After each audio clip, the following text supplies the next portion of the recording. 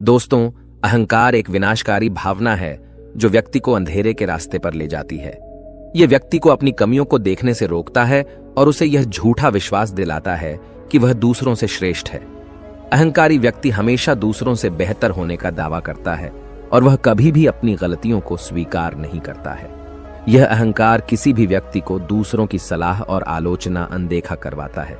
वह दूसरों की राय को सुनने के लिए तैयार नहीं रहता है और वह हमेशा अपने ही हिसाब से काम करना चाहता है, जिससे वह सीखने और सुधार करने के अवसरों से वंचित रह जाता है।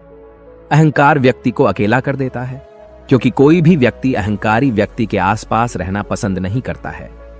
अहंकार व्यक्ति को गलत रास्ते पर ले जाता है और उसे विनाश की ओर धकेलता है। अहंकार के कई रूप हैं। यह अभिमान, घमंड और श्रेष्ठता के भाव के रूप में प्रकट हो सकता है।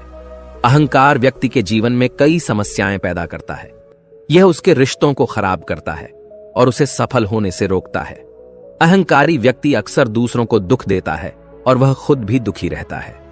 चलिए इसे आज की बौद्ध कहानी के माध्यम से समझते हैं और यह भी जानने का प्रयास करते हैं कि आखिर इसका समाधान क्या है और अपने अहंकार को नियंत्रित करने के लिए हम क्या कर सकते हैं।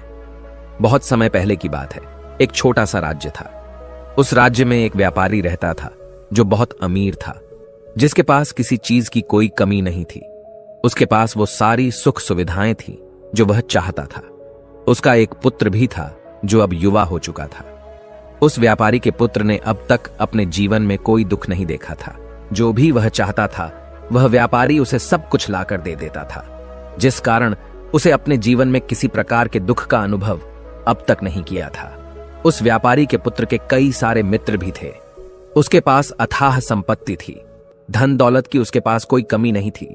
लेकिन एक दिन अचानक वह व्यापारी बीमार पड़ गया और देखते ही देखते उसकी बीमारी ने उस पर पूरी तरह से पकड़ बना ली थी। वह व्यापारी अपने जीवन की आखिरी सांसें गिन रहा था। अब उस व्यापारी को यह प्रतीत होने लगा था कि वह नहीं बच पाएगा। उसका अंतिम समय आ चुका है। इसलिए उसने अपने पुत्र को अपने पास बुलाया और उससे कहा, बेटा, तुमने आज तक केवल सुख ही देखा है। तुम्हें जो कुछ चाहिए था वो मैंने सब कुछ तुम्हें लाकर दिया, इसलिए तुमने आज तक दुख का अनुभव नहीं किया। दुख क्या होता है ये तुम्हें पता तक नहीं, और इसी बात की चिंता मुझे खाए जा रही है कि जब तुम्हारे पर दुखों के बादल मंडराने लगे तो तुम सह नहीं पाओगे। इसलिए आज मैंने तुम्हें यहां पर बुलाया है। मैं बस आखिरी समय पर तुमसे यह कहना चाहता हूं कि तुम सावधान रहना। मेरी मृत्यु के बाद तुम्हारे अपने ही तुम्हारे दुखों का कारण बन जाएंगे। इतना कहकर वह व्यापारी मृत्यु को प्राप्त हो गया। उस व्यापारी का पुत्र अपने पिता की मृत्यु पर बहुत दुखी था। वह रो रहा था। तभी उसके पास उसका एक मित्र आया और वह उसे समझाते हुए कहता है, मित्र, तुम रो क्यों रहे हो? तुम्हारा पिता ही मरा है, लेकिन तुम्हारे पास तो अब भी ये सारी धन दौलत है। ये सारी संपदा है कि सारी संपत्ति तुम्हारी ही तो है। अब तो तुम उन चीजों का भी आनंद ले सकते हो जिनका आनंद तुम अपने पिता के रहते नहीं ले पाए। अपने मित्र की यह बात सुनकर वह बड़ा प्रसन्न हुआ और उसे भी इस बात का एहसास हो चुका था कि उसके पास अथाह संपत्ति है, धन है, दौलत है, जिसकी मदद से वह अपना जीवन खुशी खुशी बिता सकता है। लेकिन इसी धन संपदा के कारण वह अब बुरी आदतों का शिकार भी हो चुका था। उसे हर प्रकार का नशा करने की आदत लग चुकी थी। जहां उसका मन करता वो वहां चला जाता। जब भी उसका मन करता वह किसी को भी अपने घर बुला लेता। फिर चाहे दिन हो या रात, जो भी उसका मन करता वह खरीद लेता, क्योंकि उसके पास संपत्ति थी। और तो और उसके पिता का सारा व्यापार भी अब उसी के हाथों में था और अब वह बहुत खुश था। वह अपने जीवन को अपनी मर्जी के हिसाब से जी रहा था। एक दिन उसके मन में ख्याल आया कि पिता ने मुझे बेवजह ही डरा दिया कि लोग मेरा फायदा उठाएंगे, मेरे दुश्मन बन जाएंगे, मेरे दुखों का कारण बन जाएंगे। लेकिन अब तो मैं और भी मजे से जी रहा हूं। मेरे सुख के दिन तो अब आए हैं। मैं आज तक जो नहीं कर पाया था वह सब करने में अब मैं सक्षम हूं। यह सब सोचकर उसकी खुशी का कोई ठिकाना नहीं था। वह बहुत खुश था। तभी एक दिन उस राज्य में एक बहुत बड़ा अस्पताल का निर्माण हो रहा था और इस अस्पताल के निर्माण के समय पर एक घोषणा करवाई गई कि जो भी इस अस्पताल के लिए सबसे अधिक दान देगा उसका नाम उस अस्पताल के एक पत्थर पर स्वर्ण अक्षरों में लिखा जाएगा। जब उसके मित्र ने यह बात सुनी तो वह दौड़ा दौड़ा उसके पास आया और उसे सारी बात बता दी। तब उस व्यापारी के पुत्र ने यह तय किया कि वह अस्पताल को सबसे बड़ा दान देगा और उसने ऐसा ही किया, और साथ ही यह भी निश्चित हो गया कि उसका नाम उस अस्पताल के एक पत्थर पर स्वर्ण अक्षरों में लिखा जाएगा। लेकिन जब वह दान देकर वापस घर की ओर लौट रहा था तो रास्ते में उसे एक साधु मिले जो भोजन की मांग कर रहे थे। इस पर वह घमंडी व्यापारी का पुत्र कहता है, तुम जैसे लोग केवल 2 वक्त की रोटी के लिए हमेशा चिल्लाते रहते हो। पता नहीं तुम लोग कहां से आ जाते हो और भगवान तुम लोगों को पैदा ही क्यों करता है। तुम लोग गंदगी हो, तुम्हें जीने का कोई हक नहीं, केवल अपना पेट भरने के लिए। 2 वक्त की रोटी के लिए तुम किसी के सामने भी झुक जाते हो। यदि झुकना ही है तो उस ईश्वर के सामने झुको। शायद वह तुम्हारी गलतियों को माफ कर दे और तुम्हें एक अच्छा जीवन प्रदान करे। हो सकता है वह तुम्हें भोजन भी दे दे।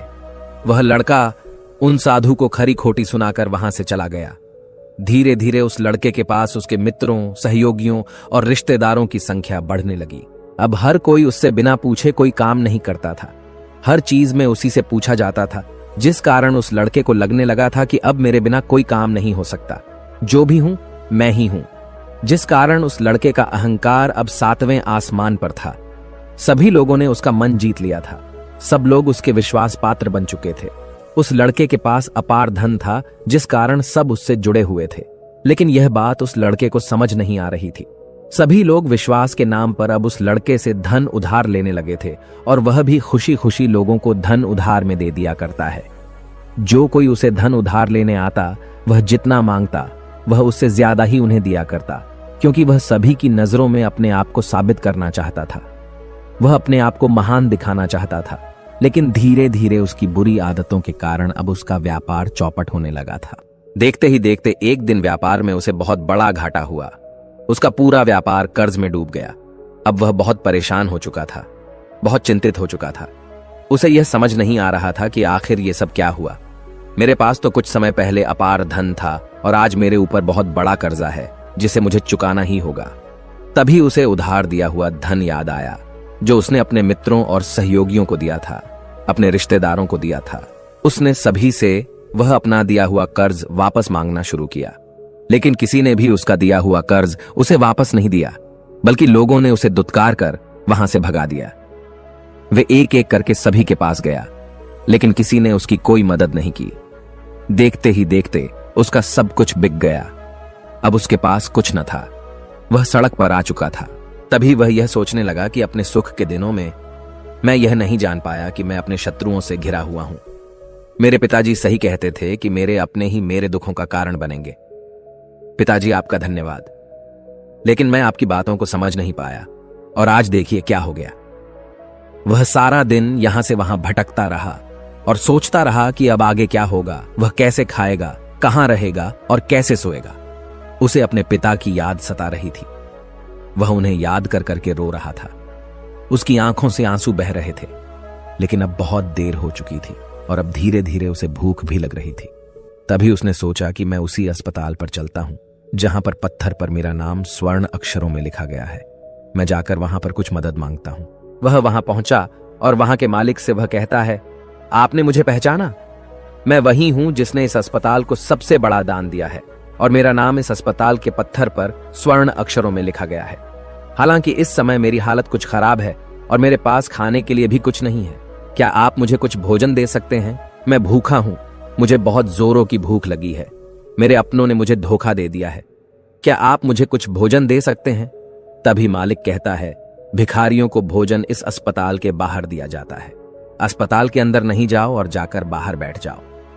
और रही बात तुम्हारे नाम की, तो भिखारियों का नाम अस्पताल के पत्थर पर स्वर्ण अक्षरों में नहीं लिखा जाता। मालिक ने तुरंत ही उस लड़के का नाम अस्पताल के उस पत्थर पर से हटवा दिया और फिर एक बार घोषणा करवा दी कि अस्पताल को जो सबसे बड़ा दान देगा, उसका नाम इस अस्पताल के पत्थर पर स्वर्ण अक्षरों में लिखा जाएगा। ये सब देखकर वह लड़का बड़ा हैरान था, बड़ा अचरज में था। वह मन ही मन रो रहा था और सोच रहा था कि जीवन कितना दुखदाई है। जीवन बहुत छोटा है।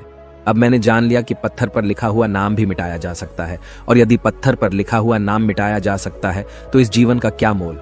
यह जीवन भी कभी भी समाप्त हो सकता है। उस लड़के को जोरों की भूख लगी थी। वह अस्पताल के बाहर जाकर एक कोने में बैठ गया। लोग आते रहे और भिखारी को कुछ न कुछ दान देते रहे, लेकिन वह लड़का, उसकी हिम्मत ही नहीं हो रही थी कि वह भीख मांग सके, और न ही वह उन भिखारियों में बैठना चाहता था। देखते ही देखते दोपहर से रात का समय हो चुका था, लेकिन अब तक उसे कुछ भी न मिला था। लेकिन उसकी भूख बढ़ती चली जा रही थी और उसे जोरों की भूख लगी थी। पहली बार उसने अपनी भूख को जाना था, अपने पेट की इस आग के बारे में जाना था, और इस भूख के कारण वह इतना परेशान हो चुका था कि उसने तय किया कि वह अस्पताल से ही कुछ चुरा लेगा और उसे खाकर अपना पेट भर लेगा। जैसे ही वह वहां से उठता है, तभी वह साधु वहां पर आ जाते हैं, जिसे उस लड़के ने बहुत खरी खोटी सुनाई थी। वह साधु उस लड़के के पास आकर कहते हैं, बेटा, हम पहले भी मिल चुके हैं। वह साधु भिक्षा से वापस लौट रहे थे। उन्होंने कुछ भोजन उसे देते हुए कहा, ये लो, खा लो, तुम्हें जोरों की भूख लगी होगी। मैं तुम्हें जानता हूं, मैं समझता हूं कि हालात तुम्हें जबरदस्ती झुकाना चाहते हैं, लेकिन तुम लोगों के सामने झुकना नहीं चाहते। लेकिन अगर तुम लोगों के सामने झुकेंगे नहीं तो तुम्हें भोजन भी नहीं मिलेगा। आज तो मैंने तुम्हें भोजन दे दिया है, जिससे तुम्हारी भूख मिट जाएगी, लेकिन यह भूख रोज लगेगी। यह पेट की आग कभी नहीं मिटती। इस पर वह लड़का उन साधु से कहता है, जब मेरे पास धन था, दौलत थी, संपत्ति थी, तो मेरे पीछे मेरे मित्रों की, सहयोगियों की, रिश्तेदारों की कतार लगी रहती थी। सभी लोग मेरे शुभ चिंतक थे, लेकिन मेरे ऊपर दुख आते ही वह सब पलट गए। वह सब अब मेरे शत्रु बन चुके हैं। लेकिन तुम, जिसे मैंने इतनी खरी खोटी सुनाई थी, वही मेरे दुख में मेरा सहयोगी बना है। तुम मेरे इस दुख में मेरे पहले मित्र हो, मेरे पहले रिश्तेदार हो, जिसने मुझ पर दया की है। मैं तो अपने आप को बहुत बड़ा समझता था, लेकिन देखो, इस वक्त की मार ने मुझे कहां से कहां पहुंचा दिया। आज मैं इस बात को अच्छी तरह समझ चुका हूं कि धन से बड़ा कोई मित्र नहीं। इतना कहकर उस लड़के ने भोजन किया और उसने पहली बार भोजन के सुख का आनंद उठाया। उसके हाथ कांप रहे थे। वह जल्दी जल्दी उस भोजन को समाप्त करना चाहता था, जल्दी जल्दी उसे चबा लेना चाहता था, और उसकी आंखों से झरझर आंसू भी बह रहे थे। उसे ऐसा प्रतीत हो रहा था मानो आज से पहले ऐसा लजीज भोजन उसने आज तक न किया हो। भोजन करते वक्त जो अनुभव से प्राप्त हुआ, ऐसा अनुभव उसे आज तक नहीं मिला था। तभी वह साधु से कहता है, यह कैसा सुख है, मैं इस दुख में भी इस भोजन के संतुष्टि का अनुभव कर पा रहा हूं। तभी वह साधु कहते हैं, जहां संतुष्टि होती है वहां सुख का अनुभव होता है, लेकिन सावधान, संतुष्टि बहुत खतरनाक भी होती है। जब संतुष्टि हमारी आवश्यकताओं, हमारी इच्छाओं से ऊपर उठ जाती है, तब यह दुख के दर्शन भी हमें कराती है। आज जो भोजन तुम कर रहे हो, ऐसा भोजन यदि तुम्हें पहले प्राप्त होता तो तुम इसे छूते तक नहीं। लेकिन आज इसी भोजन को करके तुम्हें संतुष्टि मिल रही है। लेकिन जब तुम्हारे पास धन था, दौलत थी, तब तुमने इससे भी अच्छा भोजन किया होगा, लेकिन तब तुम्हें संतुष्टि नहीं मिली होगी, वह सुख प्राप्त नहीं हुआ होगा जो तुम आज अनुभव कर रहे हो। लेकिन सावधान, अगर ऐसा ही भोजन तुम्हें रोज मिलता रहे तो तुम और भी अच्छे भोजन की कामना करने लगोगे, और इसी कामना की संतुष्टि के लिए तुम्हारे मन में दुख पैदा होगा। और जब तुम अपने मन की इस कामना की संतुष्टि कर दोगे तो तुम्हें सुख भी प्राप्त होगा, लेकिन यह सुख आएगा और चला जाएगा। और जब तुम्हारे जीवन में इसी प्रकार के भोजन हमेशा आते रहेंगे और जाते रहेंगे, तो तुम किसी और कामना, किसी और इच्छा की ओर आगे बढ़ने लगोगे। तब तुम किसी और इच्छा की पूर्ति करना चाहोगे, तुम किसी और इच्छा की संतुष्टि करना चाहोगे, और जब वह इच्छा पूरी नहीं होगी, जब तुम्हें संतुष्टि नहीं मिलेगी, तो तुम्हें दुख होगा, तकलीफ होगी, पीड़ा होगी, और यह श्रृंखला ऐसे ही आगे बढ़ती चली जाएगी।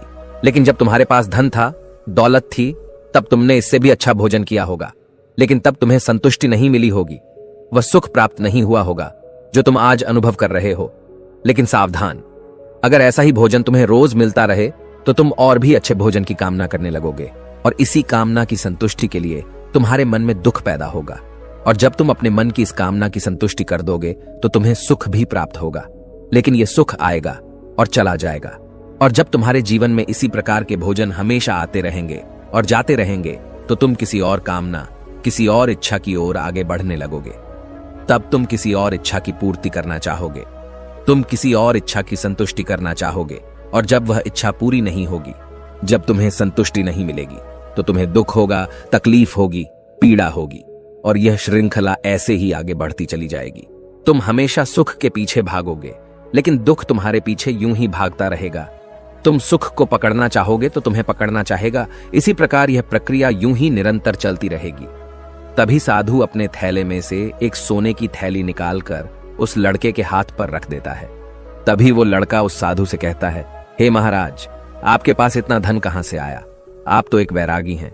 तभी वह साधु उस लड़की से कहता है कि धन तुम्हारा ही है, उस दिन जब तुम मुझे खरी खोटी सुनाकर अपने घर की ओर आगे बढ़ रहे थे, तभी तुम्हारी जेब से यह सोने के सिक्कों से भरा हुआ थैला नीचे गिर पड़ा और मैंने इसे उठाकर अपने पास रख लिया, यह सोचकर कि जब तुम मुझे मिलोगी तब मैं इसे तुम्हें लौटा दूंगा। लेकिन उस दिन के बाद से आज तुम मुझे मिले हो, इसलिए मैं तुम्हें इसे लौटा रहा हूं। ले लो, यह तुम्हारा ही है। इस पर वह लड़का कहता है, हे महाराज, इसी धन के लिए तो मुझे मेरे मित्रों ने, मेरे सहयोगियों ने, यहां तक कि मेरे रिश्तेदारों ने भी मुझे धोखा दिया। लेकिन आप वो पहले शख्स हैं जो मुझे ये धन लौटा रहे हैं, और वहीं पर जो मैंने धन, जो कर्ज मैंने अपने मित्रों, अपने सहयोगी, अपने रिश्तेदारों को दिया था, अपने बुरे समय पर जब मैंने उनसे मांगा तो उन सभी ने वो धन देने से मुझे मना कर दिया। कईयों ने तो मुझे खरी खोटी सुनाकर अपने घर से धक्के मारकर निकलवा दिया।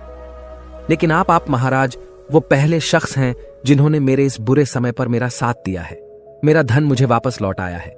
मैं आपकी सहायता के लिए आपका आभारी हूं। मैं इस धन से अपना व्यापार फिर से शुरू करूंगा और इस व्यापार को नई ऊंचाइयों तक ले जाऊंगा। तभी वह साधु उस लड़के से कहते हैं, हमें कोई दुख नहीं देता, बल्कि दुख के कारण तो हम स्वयं ही होते हैं। हम स्वयं ही खुद को धोखा देते हैं।